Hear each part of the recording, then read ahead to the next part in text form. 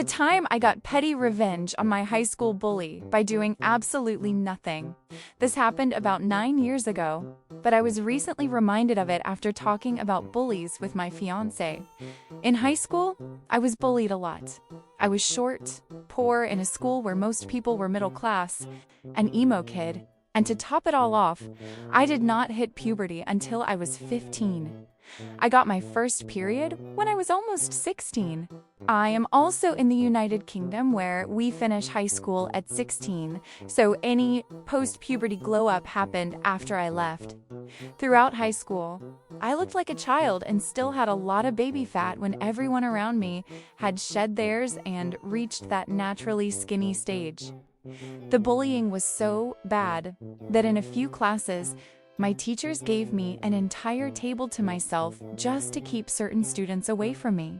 Specifically, there was a group of 3 boys who would torment me until I snapped. One of those boys was Steven, name changed. High school was hell, but I eventually got over it. By the time I was 18, I had lost all the baby fat, developed a chest, and actually looked more like an adult. By 23, I was naturally very slim, but I also worked out to maintain it. I had grown into my features and was finally feeling confident after breaking up with my toxic ex. I would not say I was or am a 10, but I would say I was a solid 8. Thanks to the 2016-2017 makeup trends, I went to work with the right makeup to push that to a solid 9. At the time, I worked in a bowling alley. It was a large venue with a decent bar area and an arcade that included pool tables. We also opened daily at 10 in the morning. Most days at 11, a group of people who worked overnight shifts would come in. So 11 in the morning was essentially their 6 in the evening. They would have a couple of drinks, chat, maybe play some pool, and then head home. On this particular day, they brought a new colleague with them. That new colleague happened to be Steven. They came to the bar and ordered their drinks. I immediately recognized him. He recognized me too, but pretended that he did not. So I said, "Oh, are you Steven? From high school name?" He could no longer pretend, so he had to say yes. I simply acknowledged it, asked a polite, "How are you?" and moved on. Immediately, his work friends started asking questions, specifically whether we had dated. I laughed, and he quickly said no. Then they asked whether we had been friends. He was staring at his feet, and I said no. They clearly realized something was off at that point. Since they had already paid for their drinks, I walked away to help someone at the bowling desk. By then, his colleagues obviously knew something had happened because he would not look at me at all. He had gone from being loud and joking to completely quiet. They sat at their table and started prodding him for answers. The bowling alley was completely quiet during the day. It was just them and a small group who were bowling. I had a stock check to do at the bar, so I stayed there the whole time and could hear everything. Eventually, he admitted that he had been popular at school and that I had not. While he did not directly say that he bullied me, they quickly picked up on the fact that he had. They started telling him that he had fumbled the bag because of how I looked now. They joked that if he had not been so mean, he might have had a chance with me he would not have. But sure.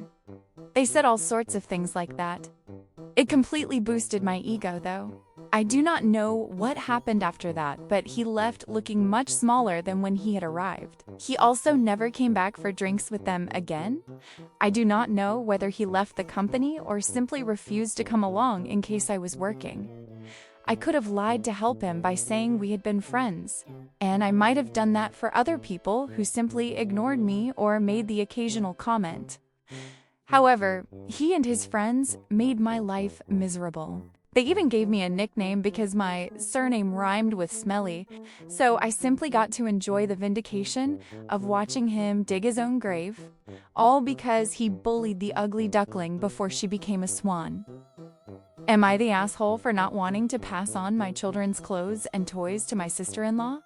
A few weeks ago, my mother-in-law came over and was in my nursery when she started asking what size my babies are now and whether there were any clothes that no longer fit them. At first, I thought she was checking to see if they needed more clothing, until she asked to have my baby's old clothes once they had grown out of them, including any toys and baby furniture that we no longer need. I explained that we would be keeping some clothing for sentimental reasons, and the rest would be exchanged at a secondhand store so that we could use the credit to buy larger sizes for our babies. The same plan applies to any toys or furniture. She then quickly said that she wanted those items for her daughter when she eventually has children of her own. Keep in mind that my sister-in-law is not planning to have children until she is married and is not in any rush to start a family. I said no, because exchanging the items helps us save money by allowing us to purchase larger clothing sizes. She was clearly disappointed and said, "Oh, I was hoping you would pass on all the things your babies no longer need." She then added, "Well then, I at least want what I gave the children. When you are finished with them, just pass those items to me to hold on to." The last time I checked, when you buy something for someone, you do not ask for it back later, even if they no longer need it. She acted as though it was expected of me to pass on my children's belongings to my sister-in-law, and clearly did not want to accept my refusal. My husband and I are trying to be financially responsible since we have twins and currently rely on only one income, which she is fully aware of. However, she still does not seem to understand why I do not want to give anything to my sister-in-law. I have no intention of passing on these items, and there are some things I want to keep so that I can eventually give them to my children when they start families of their own. Am I the asshole for this? I know my mother-in-law is going to be very upset when she finds out that I have already exchanged some of my children's clothing. And whatever I cannot exchange, I plan to donate to new mothers who cannot afford much. Also, if my sister-in-law can afford to go out to expensive dinners and concerts regularly, surely she will be able to purchase what she needs for her own children when the time comes. What should I say when my mother-in-law asks again? Should I simply say no again, but be more direct next time?